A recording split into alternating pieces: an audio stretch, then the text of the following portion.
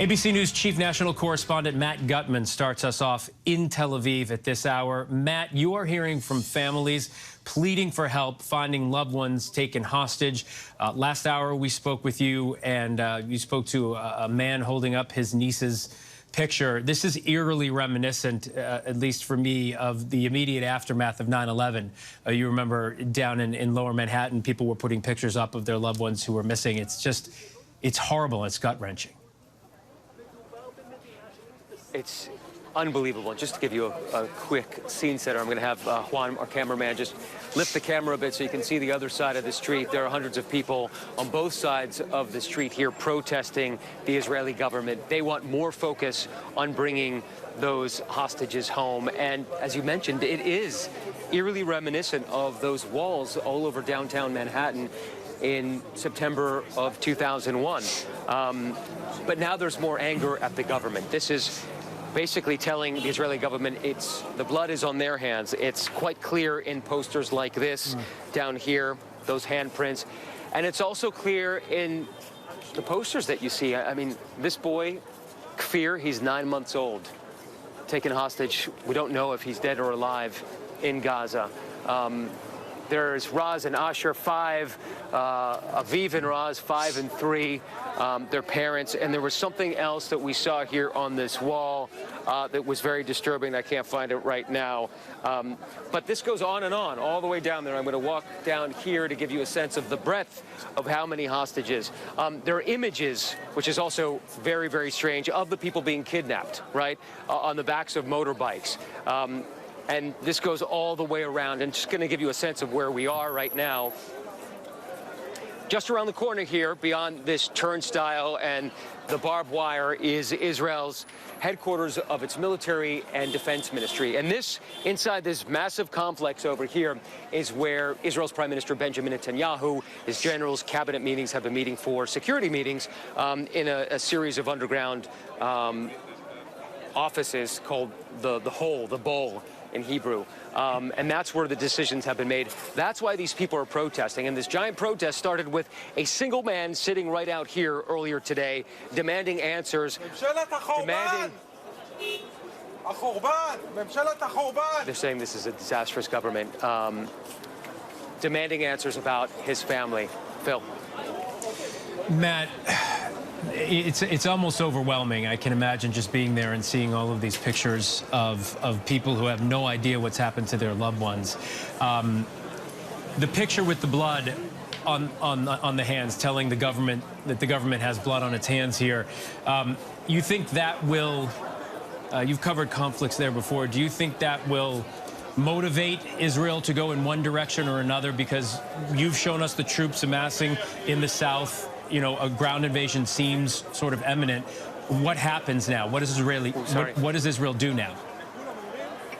Watch out. I think the concern is that if there is a significant ground incursion into Gaza, Phil, that they're going to lose those hostages. Hamas has honeycombed all of Gaza with these tunnels. That's where they keep the militants. That's where they keep the rockets and their weapons. That's where it's believed they are keeping all of the hostages. They are the most valuable commodity in all of Gaza right now. And I want you to see what's going on here. There appears to be a protest breaking out, some anger with police.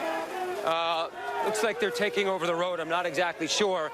But the anger here is that not enough is being done about the hostages, that Israel seems to be willing to fight in Gaza, but not bring these people home. And basically to a person here, we've been told that everybody is willing to give up the 10, 11,000 Palestinian prisoners being held in Israel in exchange for the 150 or so.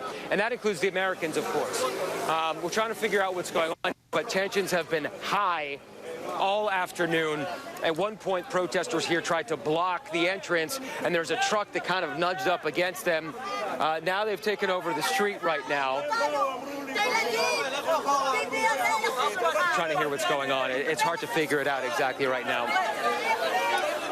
And the basic idea is that tension is so high here that people are blaming Prime Minister Benjamin Netanyahu for getting into this mess, for thinking about his own political situation for the past number of years, and not about protecting the citizens of the south of this country, not about increasing security, and not thinking about dealing with Hamas in any other way than just allowing them to exist and then bombing them every once in a while.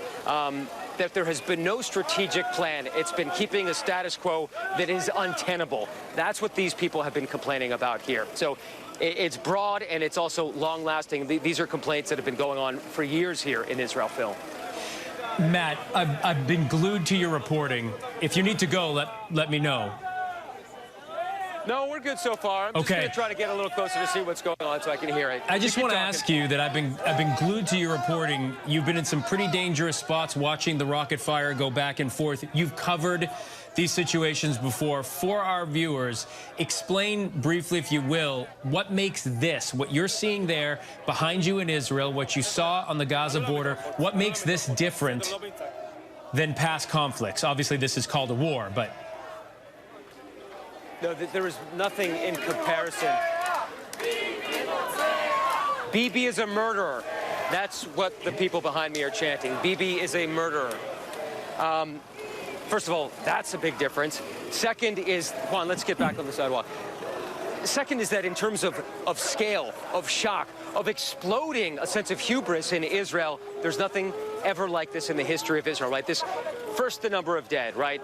1,300, that's probably going to rise. 1,300 Israelis, including soldiers, but women and children, the elderly as well, killed in a single day. That is the single most fatalities in the 75-year history of Israel, and probably the largest number of Jews killed since the Holocaust. But more than that, these Palestinians from Hamas not only infiltrated Israel, not only got into those settlements, 28, 31 different places, they also infiltrated top Israeli military bases where its vaunted intelligence agencies like 8200, its SIGINT unit, are based. They got into the very heart of the Israel industrial military complex.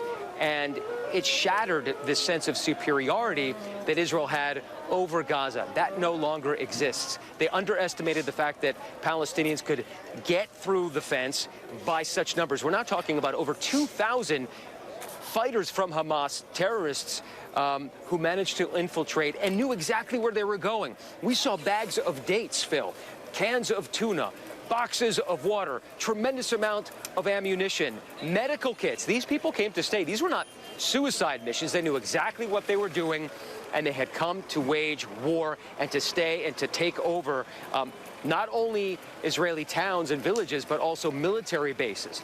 And they had exquisite planning. They knew exactly what they were doing. It's a coordinated strike with drones, motorized gliders, tractors and front-end loaders bursting through the fence, sappers blowing up different positions. Israel never even thought this was in Hamas's capability, not even close, not remotely possible.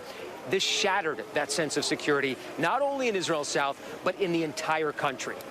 Yeah, and I think out of all the differences you just pointed out, that perhaps is the biggest. Want us to follow you over there?